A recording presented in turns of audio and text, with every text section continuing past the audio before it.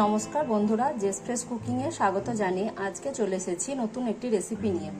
রেসিপিটি বানানোর জন্য আমি এখানে মুরগির মাংস নিয়েছি 250 গ্রাম, আলু নিয়েছি, পোস্ত নিয়েছি, পোস্তটাকে আমি বেটে নিয়েছি, আদা রসুন বাটা, তেল, জিরে ধনে গুঁড়ো, গোটা জিরে, কাশ্মীরি লঙ্কার গুঁড়ো, লবণ, হলুদ, লঙ্কা গুঁড়ো, শাহি মশলা। আমি যে বাড়িতে শাহি মশলাটা বানাই ওই মশলাটা ভিডিও লিঙ্কে দিয়ে দেবো, দেখে নেবেন। টমেটো কুচি, লেবু, পেঁয়াজ কুচি, এই উপকরণগুলো লাগবে। এবারে আলুগুলোকে আমি ভেজে নেব। কড়াইয়ে সর্ষের তেল দেব,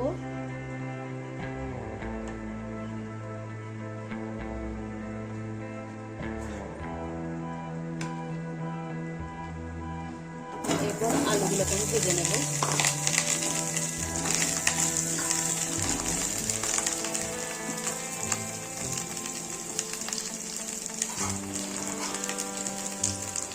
হলুদ গুঁড়ো দেবো অল্প পরিমাণে, অল্প একটু লবণ দেবো। এবার আলুগুলোকে আমি ভালোভাবে একটু ভেজে নেব।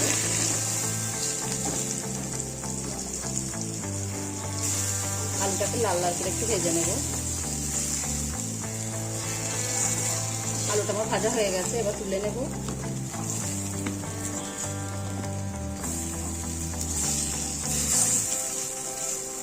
এবার কড়াইয়ে সর্ষে তেল দেব,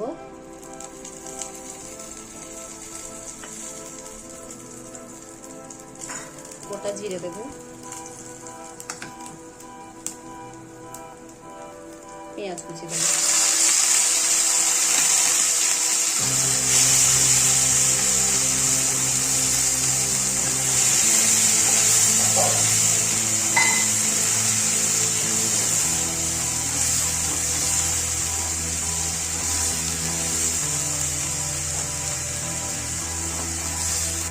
পেঁয়াজটা ভাজা হয়ে গেছে। এবার আদা রসুন বাটা দেব,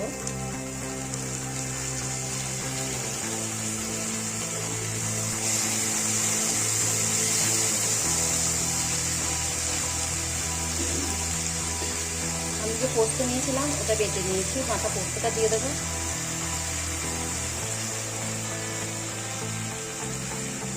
অল্প একটু জল দেবো।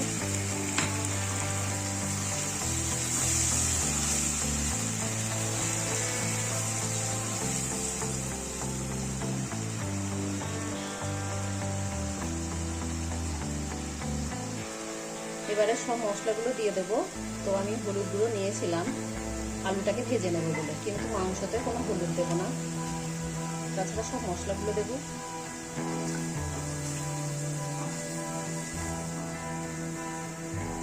এবার একটু মশলাটাকে কষে নেব। এবার টমেটো কুচি দেবো,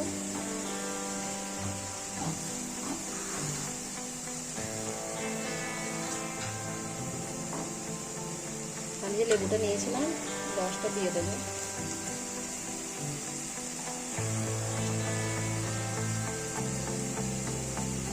এবারে মুরগির মাংসটাকে দিয়ে দেবো।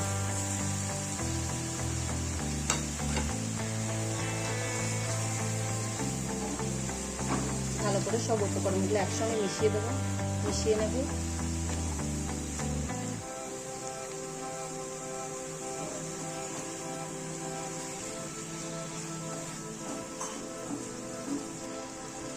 মাংসটাকে একটু কষে নেব, তারপর আলুগুলো দেব।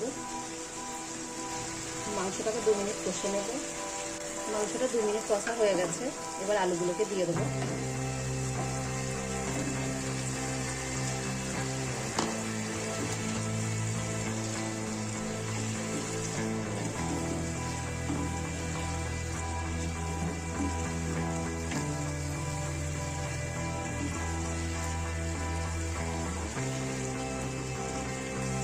পাঁচ মিনিট কষিয়ে নেব।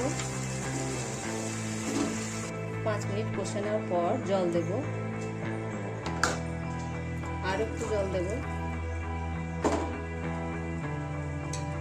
এবার আমি এটাকে ঢাকা দিয়ে দেবো, মাঝে মধ্যে নাড়তে থাকবো। রান্নাটা হয়ে গেছে, এবার একটা প্লেটের মধ্যে ঢেলে নেব।